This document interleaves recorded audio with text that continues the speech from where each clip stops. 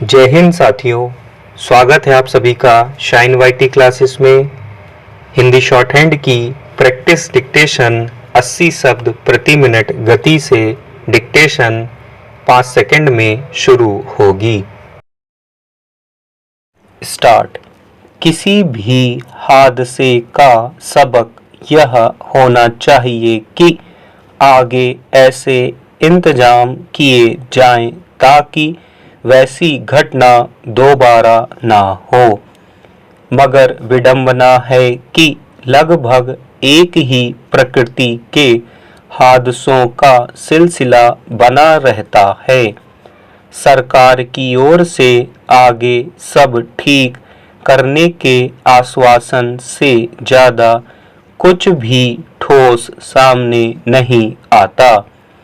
पिछले कुछ वर्षों से देश भर में रेल हादसों की जैसी खबरें आ रही हैं, उससे यही लगता है कि रेल सुरक्षा को अपने हाल पर छोड़ दिया गया है और कभी भी किसी दुर्घटना की खबर आ सकती है।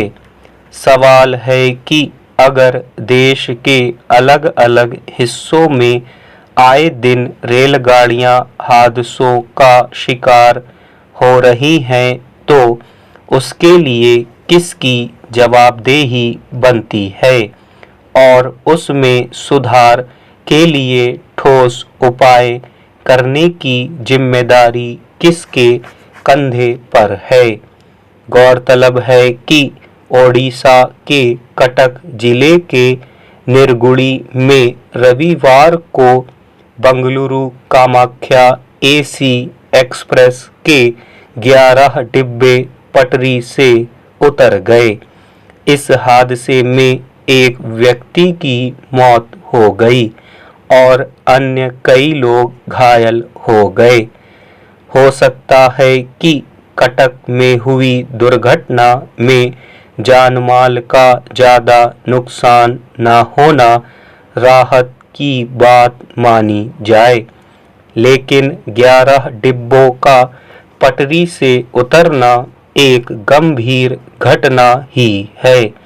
सच यह है कि एक छोटी चूक या लापरवाही की वजह से बहुत सारे लोगों की जान पर बन आती है और इस तरह की कई घटनाएं हो चुकी हैं, जिनमें ट्रेन हादसे में बड़ी संख्या में लोगों की जान चली गई।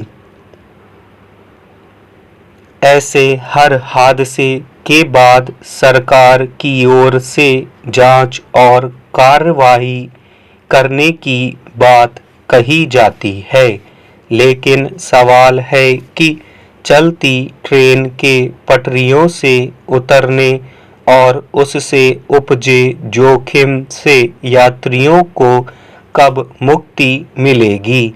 लोग कब इस आशंका से पूरी तरह मुक्त होकर किसी ट्रेन से सफ़र करेंगे कि वह हादसे का शिकार ना हो और वे सुरक्षित अपने गंतव्य तक पहुंच जाएं। अक्सर ऐसी खबरें सुर्खियों में होती हैं, जिनमें बताया जाता है कि रेलवे विभाग जल्दी ही अंतर्राष्ट्रीय स्तर की सेवा मुहैया कराने वाला है। इस तरह के सरकारी दावों के बरक्स हकीकत यह है कि आए दिन किसी ट्रेन के पटरी से उतर जाने की खबर आती है, तो कभी किसी अन्य हादसे की।